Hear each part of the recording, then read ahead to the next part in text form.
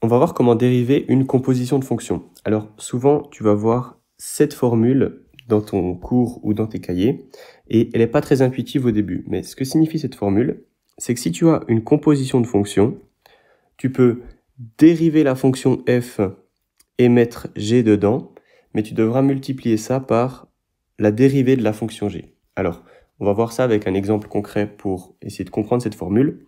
Si on a 4x plus 5 au carré, et on veut trouver la dérivée de ceci, donc tout ceci, on prend la dérivée. Donc ceci, en fait, ce 4x plus 5 au carré, c'est une composition de fonctions. C'est la fonction x carré, dans laquelle, au lieu de mettre x, on a mis 4x plus 5. Donc on a eu une composition avec f rond g de x, et f, c'est x carré, et g, c'est 4x plus 5.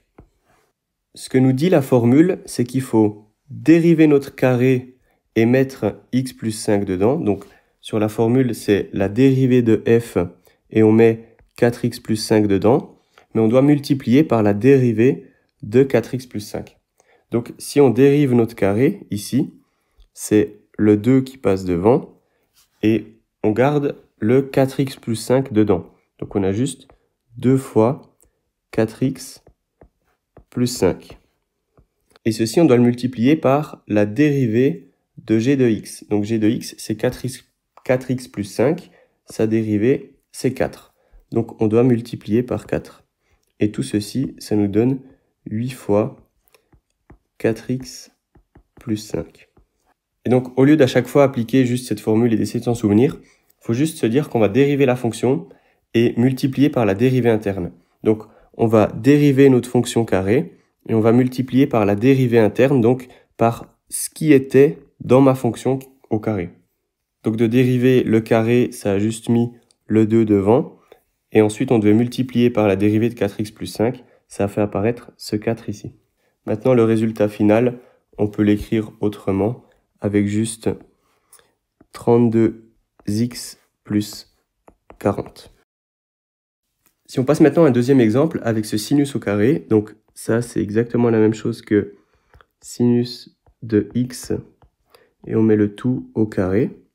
Et ici, on voit qu'on a un sinus contenu dans la fonction x au carré. Au lieu de faire x au carré, on met le sinus au carré.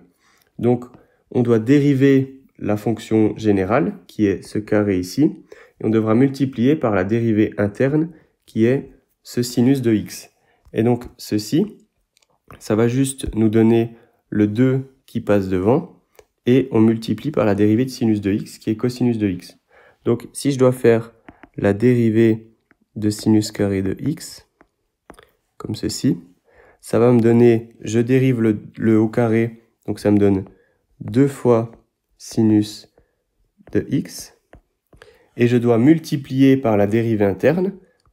Ce qu'il y avait à l'intérieur, c'était sinus x, donc je multiplie par la dérivée de sinus x, c'est-à-dire que je multiplie par cosinus x.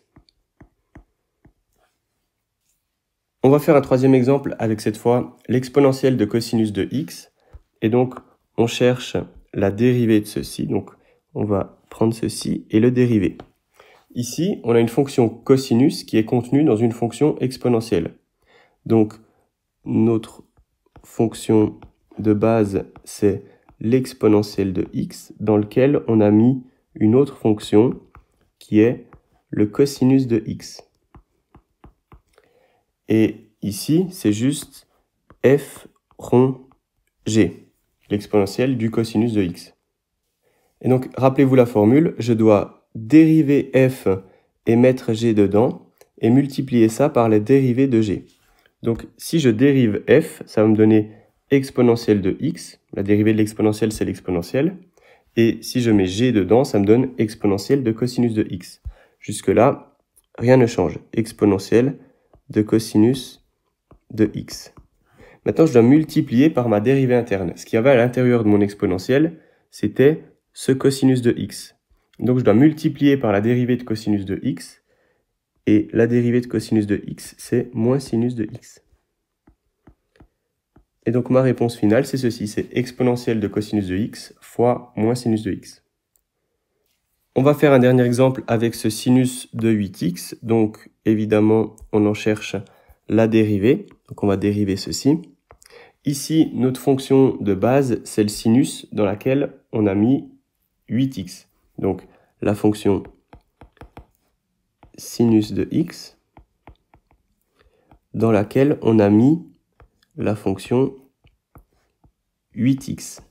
Et donc toujours on applique notre formule, on doit faire la dérivée de f dans laquelle on va mettre g de x et on multiplie par la dérivée de g.